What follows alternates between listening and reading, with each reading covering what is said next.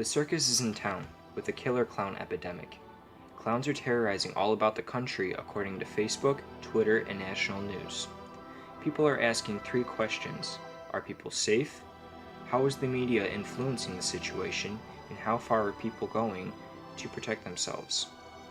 All that is certain is that the clowns are causing some sort of commotion. The first question of safety is the greatest concern. For parents with children, the police officers and their neighbors, schools and their students, as well as everyday persons and their homes. Some argue it's all an internet hoax and the only solution is protect ourselves from mind games. Others argue it's better to be safe than sorry when it comes to these now labeled dangerous clowns. Chaos on campus, with hundreds of Penn State students in a state of panic. Oh my God. Over, of all things, clowns. Word spread that a creepy clown with a gun had been spotted on campus.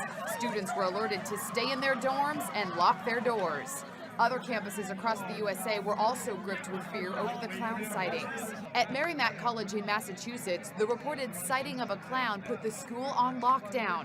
Merrimack College advised to shelter in place. Suspicious person dressed as a clown may be armed. Await further instruction from college. New York's Deputy Police Commissioner for Counterterrorism and Intelligence, John Miller, says creepy-looking clowns are posting menacing messages on Facebook. But he says it's all a hoax and nothing to be worried about. You all taste so much better when you're afraid. Author Stephen King, who came up with creepy clowns in It, tweeted, "Hey guys, time to cool the clown hysteria. Most of them are good. Cheer up the kiddies, make people laugh." Tell that to the scared students at Penn State.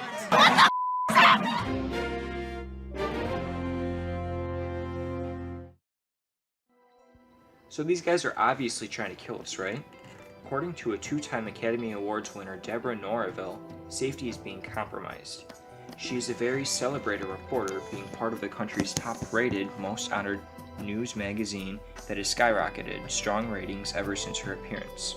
Her co-workers respect her and her viewers look for her news. Her point of views, however, tend to earn some bias.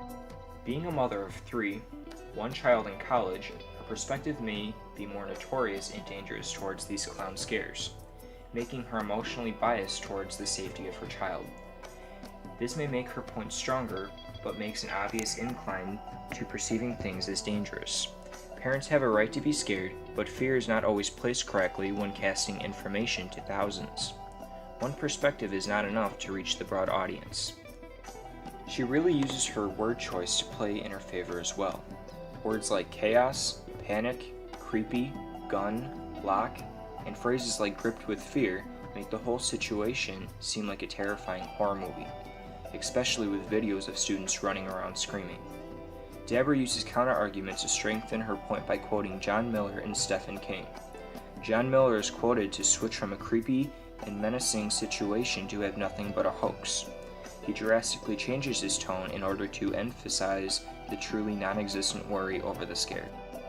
He holds titles for Deputy Commissioner of Intelligence and Counterterrorism of the NYPD and former Associate Deputy Director of National Intelligence and Technology, which is all a mouthful of credibility and strong standpoint in understanding the terrorism in the criminal mind. He was also a journalist who covered national television on ABC and CBS. He does not have kids, however, and may think as sentimentally about the situation, which may fault in trying to get people to stop being scared. Deborah counters his perspective by using sarcasm and explaining Stephen King's perception, emphasizing the words like cool, good, cheer, kiddies, and laugh to make her points against her seem unrealistic and humorous. She ends her story sarcastically telling Stephen King to tell that to the scared students at Penn State. This solidifies her argument and truly makes the running students seem validated for running from a Facebook post. The main focus of her piece is the students' safety. This argument may have over-sentimentalities in it, and the counter-arguments are briefly mentioned and glossed over with sarcasm to really emphasize the fearful tone she uses. Overall, her argument favors blame towards the dangerous clowns rather than the media's misguidance on students. And really, it's not a horrible thing to be a clown trying to get a laugh. It could be that we're all putting the blame on the wrong clowns. The NBC touches the subject, arguing both sides, but always mentioning that happy clowns are being hurt in expense for sadistic people taking jokes too far. The article by Dakshani Shankar begins with light words such as spooky and fevered to explain the epidemic. Opposite to Deborah, who charges her words with creepy, chaos, and fear, the word choice and tone towards the epidemic is differing, but still plays both parts, continuing to describe false reports and crediting them to the police. But it is still a warning. This author has more calm and logical tone that includes many references to sources and other credible people who carry Dakshani's argument throughout the piece. She makes sure to include all forms of evidence from a sheriff with direct contact to the NBC News, speaking about police perspective with the situation and their relation to the citizens, which is a more important point to address. The author Dakshani addresses the report as an investigation into criminal minds and criminal actions, rather than a warning for citizens, as Deborah did. These approaches have different sets of information, but Dakshani certainly has more going, including reports from other times and other states. Even other reporters from the Associated Press. She makes sure to include actual charges and cities in everything she finds. She includes both ends of the argument with another officer reporting. Her main argument is acknowledging that this is more of a police matter than a civil one, as most people are taking. The officer acknowledges people's fear but remarks that it is still a serious matter. Although Dakshani does not mention who should be taking care of what, it is clear that Facebook viewers are not it. She breaks into more charges with specific intentions to be a scary clown. She brings her argument back to the people not taking Twitter responsibly. As it is right for schools to be as protective as possible, it is not, however, right for the person behind the screen to send threats of any kind towards them. Threats are nonetheless a criminal offense, whether or not they are a clown. The author solidifies her argument, finishing with another officer, who acknowledges the likely pranks, but that it has gotten serious, and at the end of the day, criminals are criminals. Deborah, on the other hand, regards these incidences as the fault of the clowns terrorizing them, rather than the prank-riddled internet. Dakshani may not have the experience and credibility as Deborah and John, but she does have a rising inspiration to write exactly what she thinks with accurate information. Even though she may not compare to the high profile of other journalists, even small voices make a point.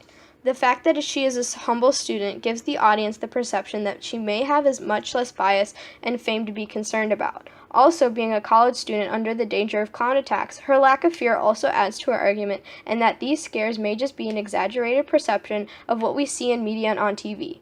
Comparably to her argument included more facts and references to people. Deborah used 2 people in 2 other instances. Dakshani used much more references and much more people. Deborah was more brief and concise in her news report, making it easier to understand, while the NBC reporter took more time to explain. She also has a direct relation to the situation, as Deborah only had second-hand relation through her daughter. All in all, both arguments agree that these scares have been ridiculous, but seek handling it and reporting it in different ways.